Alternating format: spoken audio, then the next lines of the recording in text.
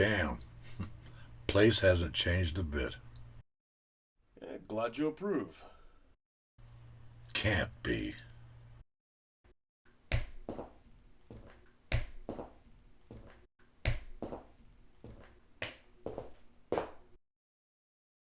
Son of a bitch. Nice to see you too, Joe. You vanish off the grid without so much as a goddamn phone call. And this is where you turn up. I had some things to work out. Some things to work out.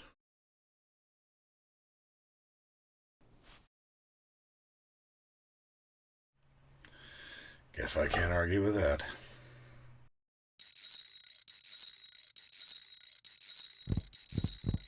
My mystery summons mentioned a drink, but I suppose I shouldn't be holding my breath. Give me a minute. Condenser comes loose every few months. Gotta jiggle the line. Huh. So, want to tell me why, after more than 2 years of silence, I find you here fixing my busted tap? You're wrong. What, I miss a text? It's not your tap. It's mine. Come again? I bought this place 3 months ago. Been having it restored ever since.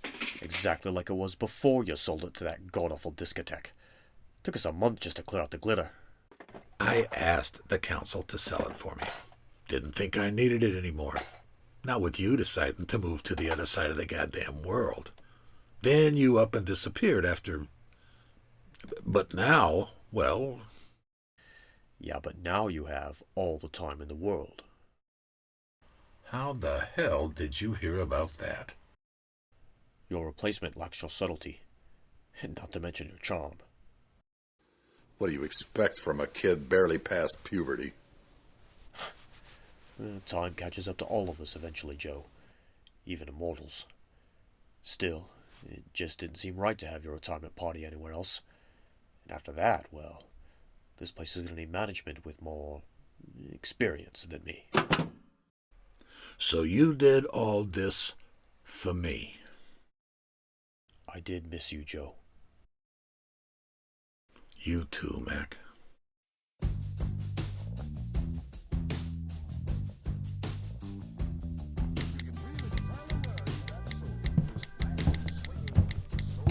As promised. Thanks. So, where did you go after Tibet? We lost you just outside Lhasa. Just a quiet, out-of-the-way place, I know. With no chance of running into another human being, much less an immortal. I'm so sorry, Mac. Losing Connor like that? We didn't lose him, Joe. I killed him. He didn't give you a choice. I know. But that doesn't make it any easier. He's still dead. And I killed him. Are you sure about that? Took you long enough. Mythos? What are you talking about? Connor? What if I told you he wasn't dead after all? Is this fair for everyone?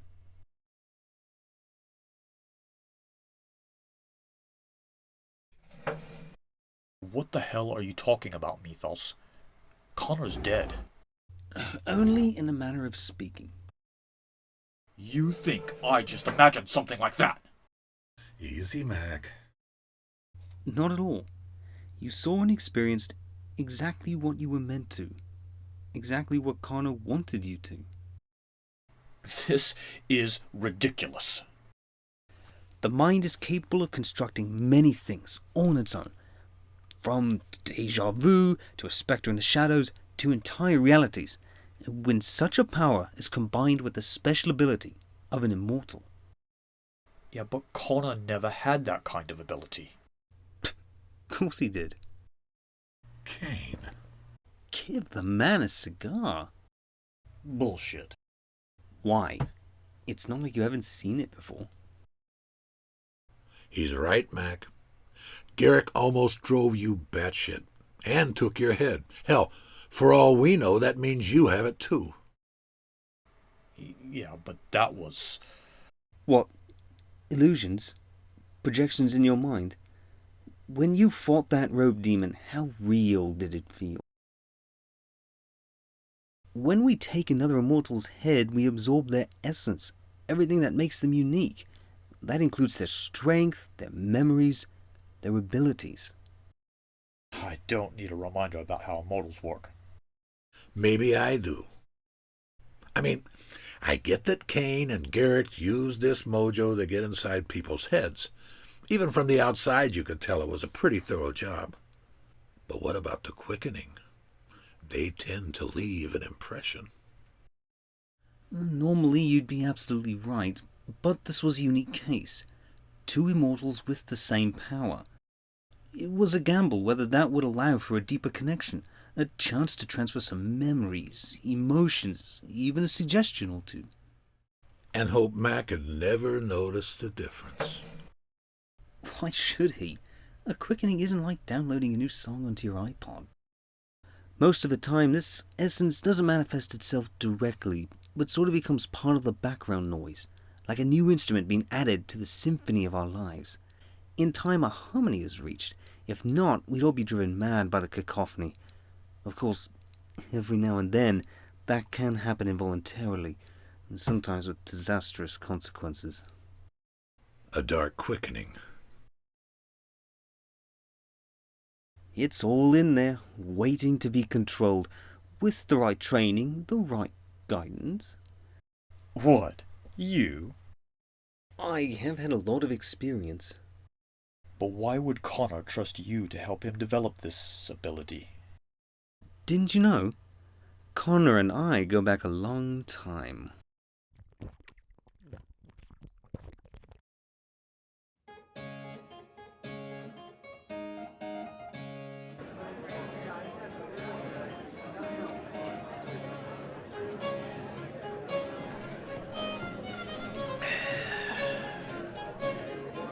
I think you need this more than I, my friend. What is it? I haven't decided on a name just yet.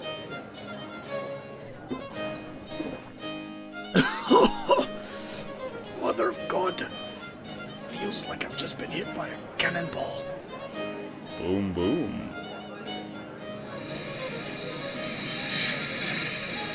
Connor!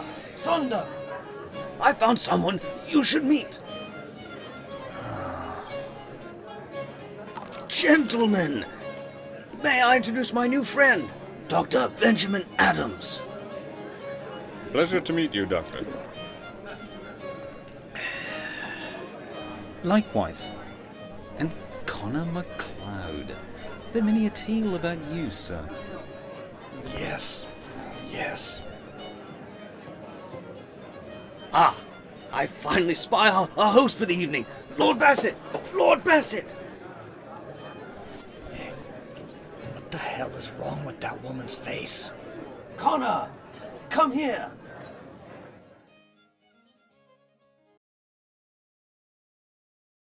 You were actually there for the Boston Common duel? Well, at a distance. I find it best when immortals are strangers, armed and very drunk. And boy, was he drunk. He never told me.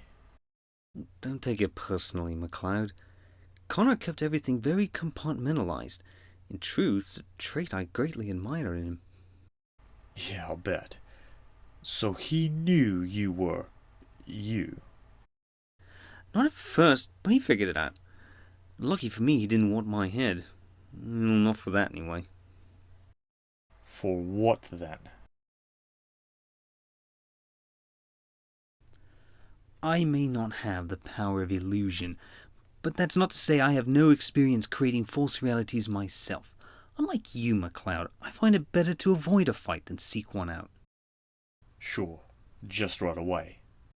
If the occasion calls for it. Sometimes, though, it's just better to send the other guy away first. Turn him to another target. You sent someone who was after you after Connor. Well, not directly. I just nudged them together. Who? The Kurgan. Say that again? The Kurgan. The Kurgan? Are you out of your mind? They were destined to meet eventually. I just sped up the process. You are a real son of a bitch. Hey, we do what we must to survive. You have your way of fighting, and I have mine. The Kurgan learned Mythos was still alive and came hunting for me in London. I knew I couldn't take him, so I had to get rid of him. So you sent him after Connor? No, I just planted a suggestion in his head that a gathering was taking place. Far, far away. Like New York, round 1985. Well... And how exactly did you plant this suggestion? First, I had to make him think I was dead. But that's another story. Then it was a simple combination of some special herbs I learned to cultivate, along with some cleverly worded hypnotic realignment as he slept. As he slept. Fortunately, the female companions he selected were as eager to assist in his immediate removal as I was. I can't believe the Kurgan would fall for a Mickey and some simple mind tricks. He didn't. Not entirely. The suggestion was there, but he needed proof. A catalyst. Oh, God. Tell me you didn't. Not Horton. I didn't mean it to happen that way. Joe. Horton was the Kurgan's watcher for over 5 years. One day he spotted Horton following him. You set Horton up. You were a watcher. I had told Horton about the gathering, and that Connor was in New York. And he told Kurgan, after 2 days of torture. I managed to get him out before there was any permanent damage. Physically. But then that's when it started. The hunters. You son of a bitch. I didn't know it would go that far. And what about Castigear and young Dole Kim? The Kurgan was not a subtle man. Word got around. They came to New York, and a real gathering created itself. All this, so you could avoid a fight. In part, yes, fine. But the game is played on a far greater field than you have ever been able to imagine. I have met some truly horrific immortals in my time, and the most important thing that I've learned is the best way, sometimes the only way, to defeat them is with the right person. Champions are few and far between, MacLeod, and I am not one of them. You are. Connor is. He was the right person, the only person that could have faced the Kurgan and had a chance of defeating him. So you thrust them together and hoped Connor would take care of your problem for you. Our problem. The Kurgan threatened all of us, and I didn't leave him completely helpless. A few opportune anonymous tips to the police, interventions at the right moment, getting the Kurgan's face plastered around town to keep him off guard. Brenda. Yes. Well, that and Connor's surprise when the quickening wasn't exactly the prize he'd expected nearly cost me my head when he finally found me. Maybe he should have just taken it. We may call it a game, MacLeod, but make no mistake, it is war. Strategic decisions are made that we're not always proud of. You of all people know that despite all the hardships and sacrifices, this was the right call. At that time, in that place, Connor was the one. You don't know that. I do, actually. There were only two other men who ever came close to defeating the Kurgan. Juan Ramirez and you. And we both know how those turned out.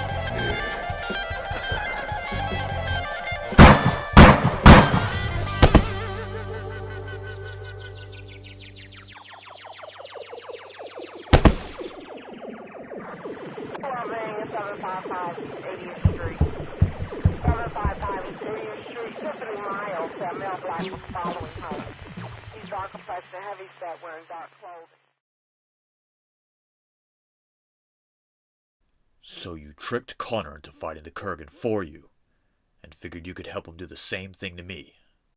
I think we're gonna need something stronger. Connor was just as angry as you feel right now. But he eventually understood it was for the greater good. No. I can't believe Connor MacLeod would willingly manipulate someone like that. And damn sure not me. Desperate times, MacLeod. Bullshit. It was all just more of your games, and somehow you convinced him to go along with it. If that's what you need to believe, I can accept that. Let's just take a step back here, shall we? Any way you slice it, pal, you set Connor up to take out the Kurgan for you. So how the hell are we supposed to believe that he'd come to you for anything? Because Connor understood that there is value in knowing someone who can make the hard decisions that we can't always make, and in knowing what it is we need over what we want. But what you've never seemed to understand is that it's the consequences of our decisions that guides our morality. Morality is a spectrum, and when people like the Kurgan and Kell are out there, things get a lot grayer. I don't believe that. And that's why we love you, MacLeod. But we're not all like you. The Kurgan's quickening almost consumed Connor. It was the beginning of a truly terrible couple of years. But after Rachel died, he needed time. And not just a vacation on the beach. He needed to get away, to sort things out completely, uninterrupted, where the evil bursting within him could be fully contained. You sent him to the sanctuary. It was his call. Neither of us knew what it really was or what it really meant, but he didn't care. And then Kell found him.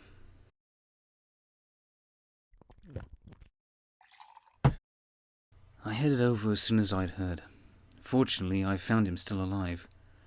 I took him in, cleaned him up. Wait. That day I came to you in London. Think I'll make mine a double. Connor and I agreed that with Kell out there, it was better that no one knew where he was until we could work out our next move.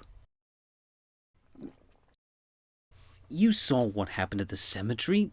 Did it really look like Connor was up to par there? He'd been strapped to a gurney for 10 years. He couldn't face Kell. He tried. We needed a new plan. A new plan? Do you have any idea what you did to me? I do. And I'm sorry, but Kell was on the verge of destroying the two greatest immortal champions who ever lived. I couldn't let that happen. The hard decision had to be made, and Connor understood that. I still don't get it. Why the big charade? Why couldn't Duncan just challenge Kell? Because, as I told young MacLeod long ago, it's not just about who's better with a sword. Yeah, it's about passion, and fire, and hate. You didn't have it. Not yet. Connor had it against the Kurgan. You had it against Callus. If we'd had more time... But what Connor said to you on the rooftop that night was true. He would have killed you. You were there. But why make him believe he killed Connor? Why not just do that to Kell? My dear Joe, you're thinking like a foot soldier, not a general.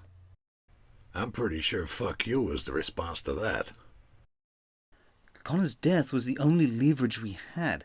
If he had died to Kell, he would still go after Duncan. And you might have thrown away your life to defeat Kell, but you wouldn't throw away yours and Connor's. Not if he was with you. Sounds like a goddamn mindfuck to me. I always knew you were a heartless bastard, but to do this... I didn't say it was my proudest moment. We wanted to explain things afterwards, but... I disappeared. I don't know, man. It's all just...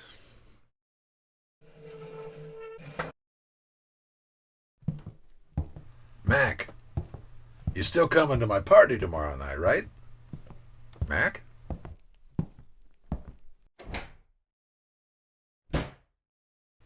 You know, I really hate you sometimes.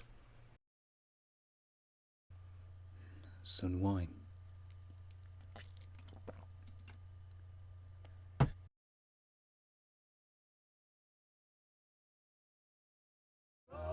Yes, Lord, I'm a pilgrim on the side of the road.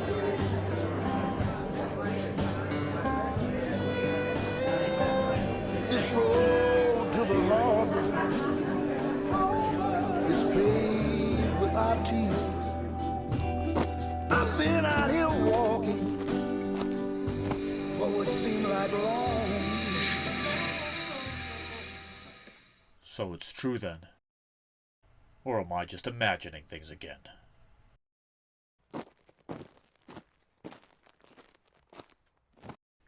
Duncan, I'm sorry,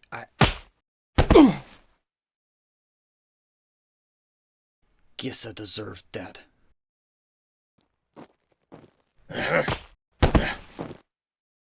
I'm sorry. Look, can we just...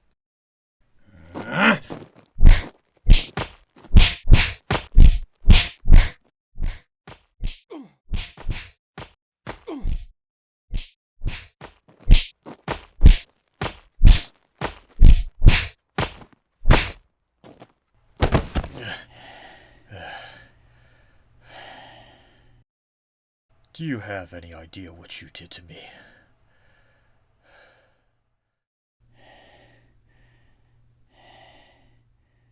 I know. I know. How could you? Because you could take it. Because you were the only one who could. I don't know if I could ever forgive you. Would you prefer I was really dead? Well? I'm thinking about it. Thinking about it?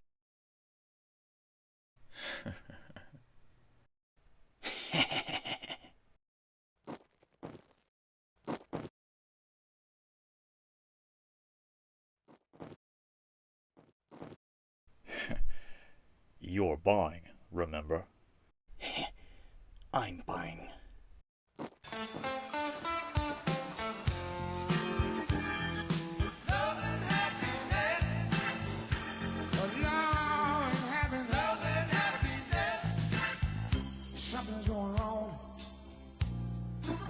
Somebody's on the telephone Come on, you piece of...